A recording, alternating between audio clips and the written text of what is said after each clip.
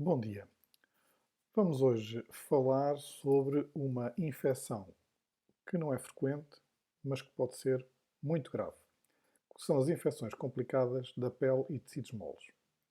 E aproveito para mostrar a fotografia do Hospital de São Luís, em Paris, dedicado, entre outras coisas, a este tipo de patologia infecciosa, e onde existe um museu, o Museu Le Musée des Moulages, onde existem vários exemplares em cera de infecções complicadas da pele e tecidos moles.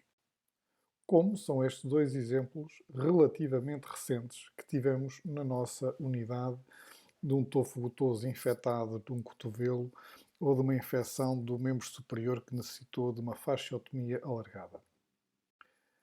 O que pretendemos com esta aula, que em termos de objetivos, é conhecer os critérios de diagnóstico das infecções complicadas da pele e tecidos moles, reconhecer os sinais precoces de gravidade, conhecer os critérios de presunção de etiologia provável de cada caso, saber como fazer uma investigação diagnóstica e, por último, conhecer as principais recomendações para o tratamento das infecções graves da pele e tecidos moles. Estas infecções da pele e tecidos moles têm um espectro clínico muito alargado, desde coisas muito superficiais, muito benignas, até quadros de mionecrose extensas, com uma toxémia gravíssima, choque séptico e com um prognóstico muito reservado. Em termos da sua epidemiologia, são infecções que não são muito frequentes.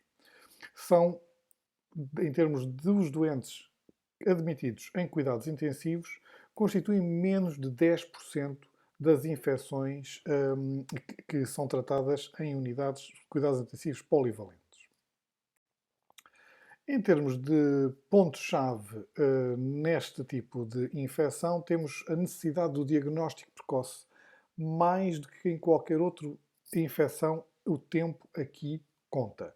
O problema é que o diagnóstico é por vezes difícil, problemático, porque o diagnóstico é clínico. Não existe nenhum exame complementar diagnóstico, seja de imagiologia ou laboratorial, que nos faça o diagnóstico. Isto não é como não tem um ECG, não tem um CK. O diagnóstico é clínico, mas é fundamental para o sucesso, porque é fundamental o controle do foco infeccioso, atempado, agressivo, alargado, e aí também conta muito a experiência do cirurgião. Em termos de classificação destas infecções, temos muitos nomes. Às vezes, muitos nomes para a mesma patologia, como a gangrena de Fournier, temos a gangrena de Melnay, a gangrena bacteriana sinergística, a celita clostridium, um monte de nomes diferentes. Mas também podemos ter classificações pela localização anatómica, cervicais, torácicas, abdominais, pela profundidade da infecção em termos de epiderme e derme ou mais profunda músculo, desde erisipelas, impético, foliculite, por aí fora até mionecrose, ou pelo tipo de causa microbiológica em tipo 1, 2, 3 e 4. E se tivermos aqui um corte desde a epiderme, derme, o tecido solar subcutâneo e depois o músculo, temos diferentes tipos de síndromes infecciosas, desde erisipela, impético, foliculite, que são mais superficiais, solite mais profundo, fasciite necrotizante já envolvendo a faixa e depois mionecrose envolvendo a parte muscular.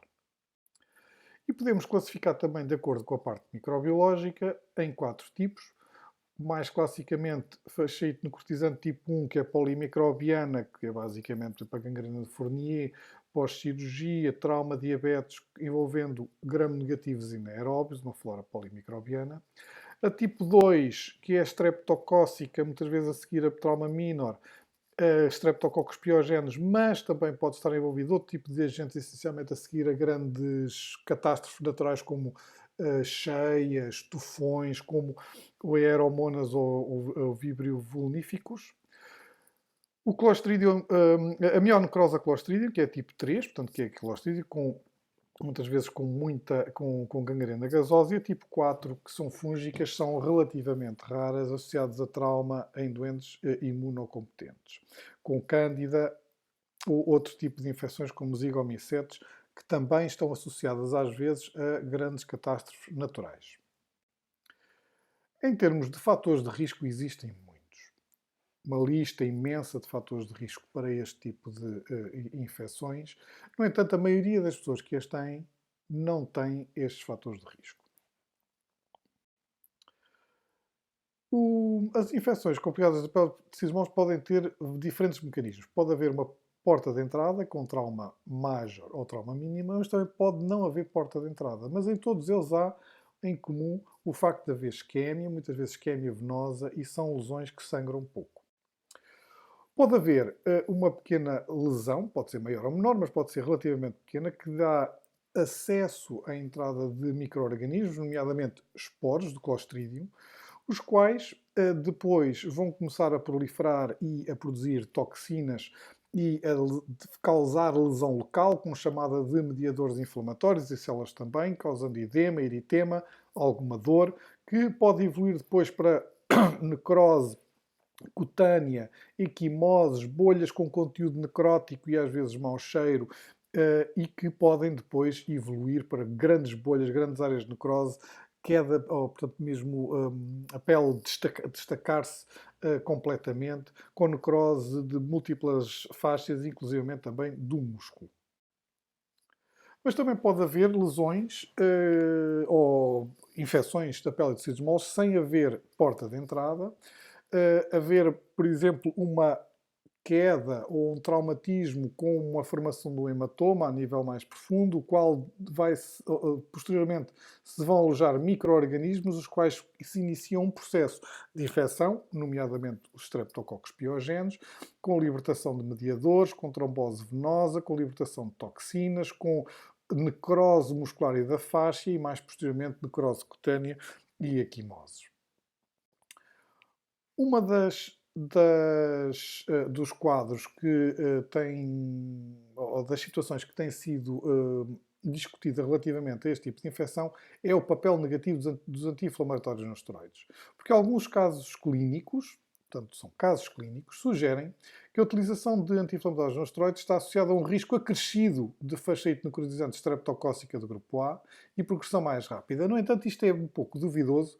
O que eventualmente os anti-inflamatórios não esteroides fazem é diminuir os sinais clínicos, nomeadamente a dor, e portanto atrasam o diagnóstico e atrasam a ida do doente ao serviço de urgência a ser visto pelo médico. Mas também há alguns dados que apontam para o facto de haver uma supressão de funções dos neutrófilos e aumentar a produção de TNF-alfa e, portanto, poderia contribuir para um agravamento do quadro. Em termos de mortalidade e morbilidade, são infecções muito graves. São dados epidemiológicos em que, como podem ver, a mortalidade em algumas séries ultrapassa os 35, 40%. E também com morbilidade muito importante, com necessidade de amputações, que são situações que levam a quadros de grande problema em termos de recuperação posterior. Este quadro já foi mostrado e já foi visto várias vezes em termos daquilo que é importante na sepsis. As intervenções que de facto salvam vidas, que é o diagnóstico precoce e estratificação da gravidade, a estabilização hemodinâmica e otimização do transporte de oxigênio e o controle do foco infeccioso com anti-infecciosos e cirurgia. E neste tipo de infecção, estas três intervenções são fundamentais para o sucesso e para não se perder o doente.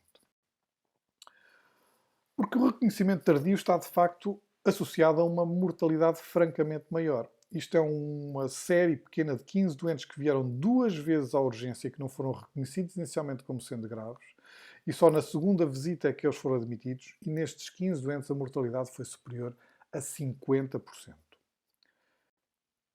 Em termos de microbiologia, os agentes mais frequentes são os gram-positivos, com os streptococcus piogéneos constituindo mais de 40%, os estafilococcus aureus 30%. Portanto, os gram-positivos basicamente constituem 80% dos agentes responsáveis por este tipo de infecções. Depois, os gram-negativos também podem estar presentes, neuróbios também, fungos ainda mais raro. E uma das características, na Europa, é que a maioria dos estafilococcus aureus são meticilina sensíveis, ao contrário do que acontece nos Estados Unidos. Agora, como diagnosticar precocemente este tipo de infecção? E aqui o que conta, de facto, é a clínica. Pode haver scores, pode haver meios complementares de diagnóstico, biópsias, mas é a clínica que vai ditar o diagnóstico. A clínica, aqui, em termos de sinais de gravidade, é haver a presença de bolhas, de necrose cutânea. A crepitação é um sinal de que há gás, mas não é um sinal frequente. A presença de gás no raio-x, com bolhinhas pretas, também se pode ver, mas também não é frequente. Mas aqui não é um raio-x, é um ataque. Outros sinais também importantes é a presença de dor intensa.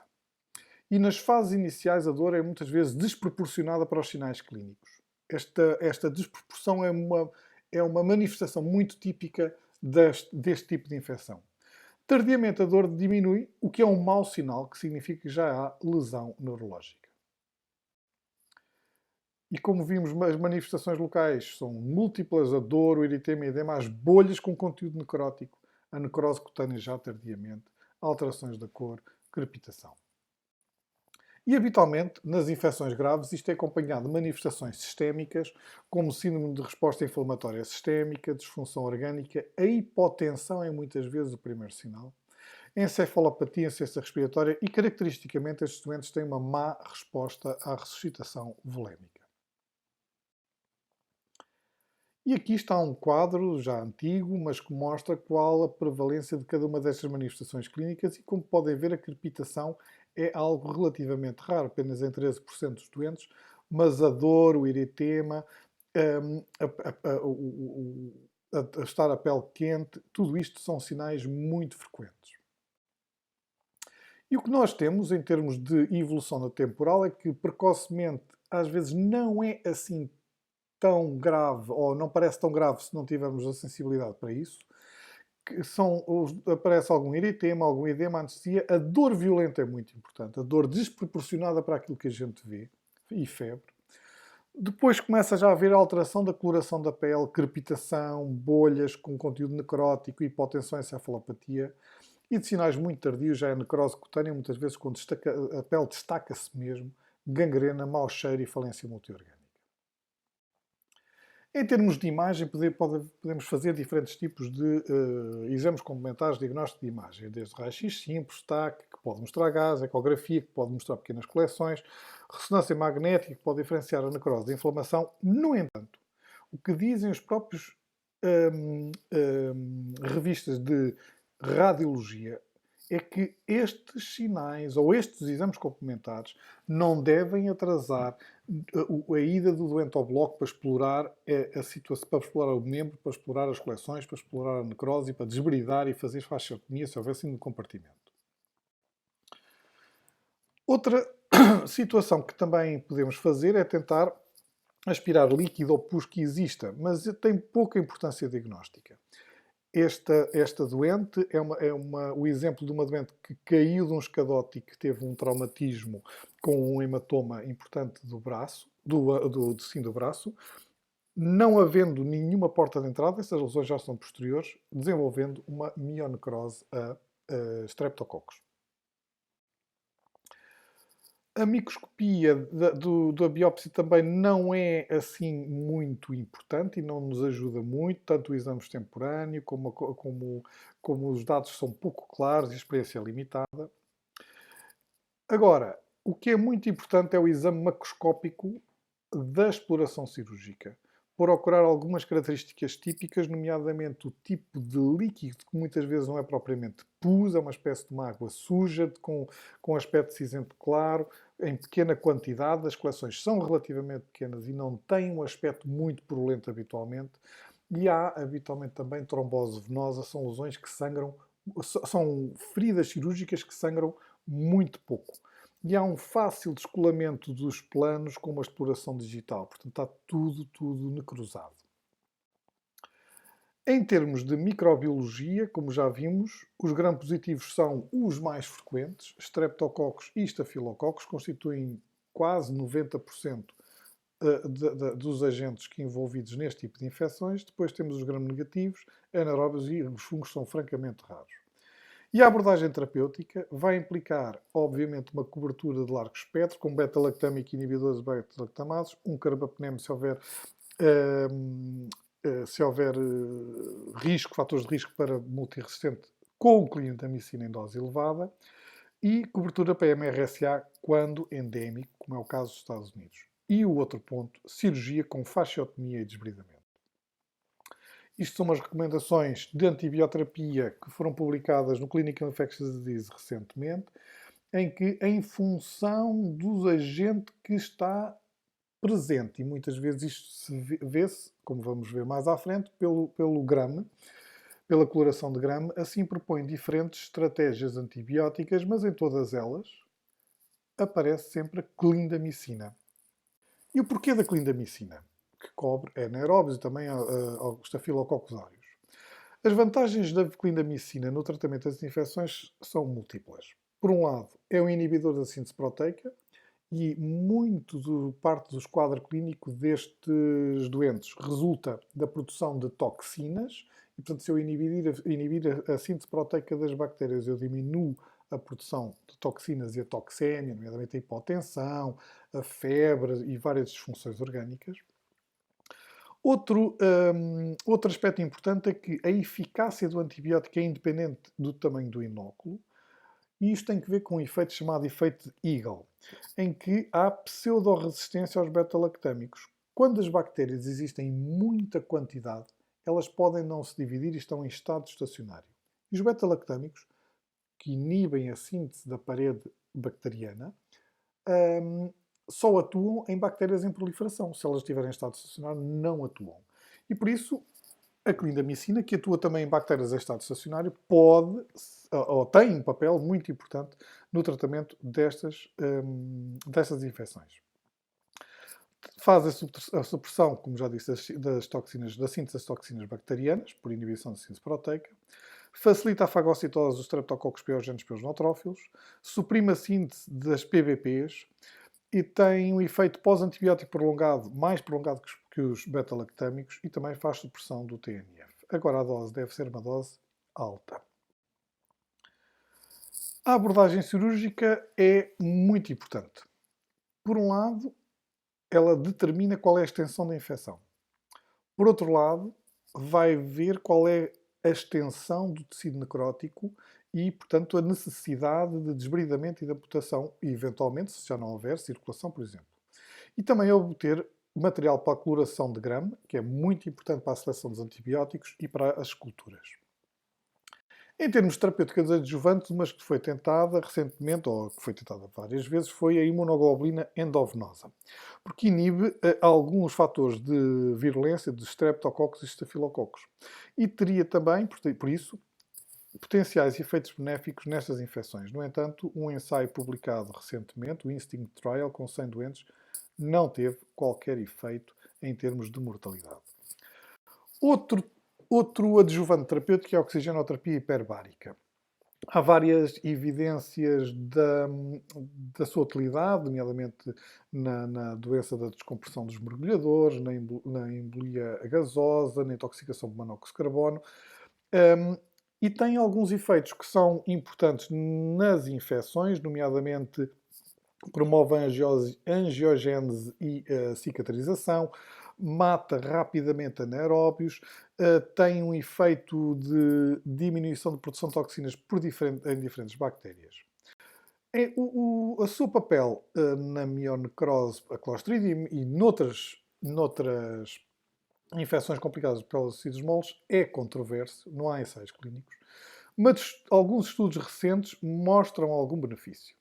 Desde que seja iniciado precocemente, acoplado a um bom desbridamento cirúrgico, e sabendo que a 3 atmosferas, em que a PO2 passa para 1000 a 2000, o PO2 de tecidos passa para 450 mmHg, e com isso conseguimos fazer com que o Clostridium deixe de produzir toxinas, inclusive pode morrer, ter um efeito bactericida, limita melhor os tecidos desvitalizados e limita a extensão da amputação. O problema é que muitas vezes é muito difícil transportar os doentes instáveis para as câmaras hiperbáricas, não há estudos randomizados e não substitui nunca o controle de foco. Isto é a câmara de oxigênio hiperbárico do Hospital das Forças Armadas, onde ainda o último doente que lá levámos foi em 2016, que tinha uma gangrena da fornia. Como mensagens finais, as infecções complicadas da pele e tecidos moles.